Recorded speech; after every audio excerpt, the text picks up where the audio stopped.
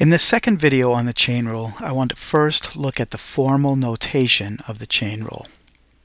And I'll first be emphasizing this second notation. The first one we'll worry about a little later. And what it's saying is that if we have some function composition f of g of x, and we want to find the derivative of that, then what it will equal will be the derivative of the outside function f of x, and that is f prime, but we're not going to do f prime of x, we're going to do f prime of the inside function. And so what I would say is take the derivative of the outside but leave the inside alone. Then we're going to multiply that times the derivative of the inside function, and that would be g prime of x.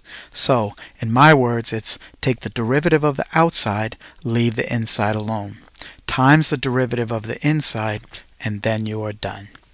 So I'm going to use this now to look at three functions that could be differentiated in different ways. I'm going to scroll down here. And the first function that I want to look at is 2 over 3x plus 1. And finding the derivative of 2 over 3x plus 1, we could easily use the quotient rule that we've learned already. And that would be low. D high, the derivative of the numerator, is 0. And that's going to cause that whole product to become 0. So it's low, d high, minus high, which is 2, d low, the derivative of the denominator, is 3. And all over low squared, or 3x plus 1 quantity squared. We simplify that to be negative 6 over the quantity 3x plus 1 squared. That wasn't too bad.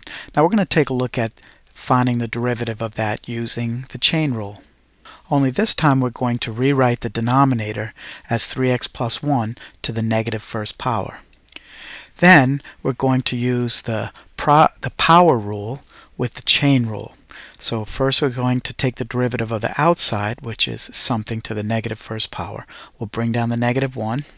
Then leave the inside alone, 3x plus 1, but reduce the exponent by 1 to get negative 2. Next, we're going to multiply this by the derivative of the inside, which is 3. And when we rewrite, we once again get negative 6 over 3x plus 1 quantity squared. So in this case, the two were about as easy. Some cases, we'll definitely want to avoid the quotient rule and use the chain rule though. With the second example, we have x plus 2 to the third power.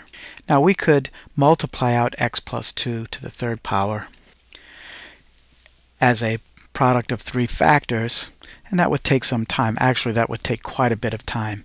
And we're going to see that the chain rule, I'm not going to go through that whole process, but the chain rule is going to be much simpler than that. And so here it goes. We're going to take the derivative of the outside function, which is something to the third power. So how do we do that? We bring down the 3, reduce the exponent by 1, but we're going to leave the inside alone.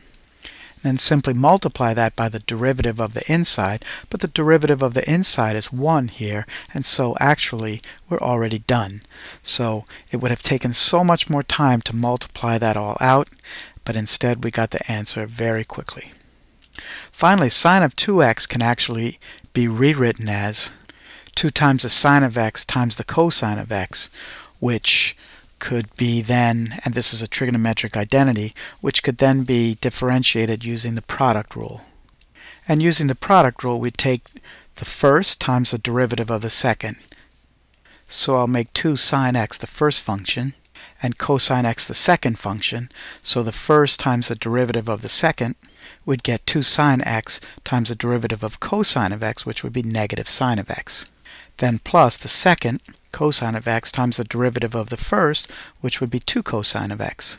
When we simplify that, I can factor out a 2, and I would get cosine square of x minus sine square of x, and you might know that that is also a trig identity for the cosine of 2x. So that was a lot of work to get to 2 cosine of 2x. I had to know two different identities and use them correctly.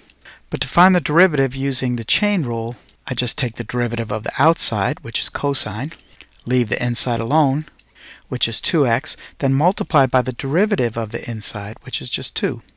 And simplifying gives me 2 times the cosine of 2x. And so that's a comparison of using the chain rule versus other methods. And that'll do it for this video.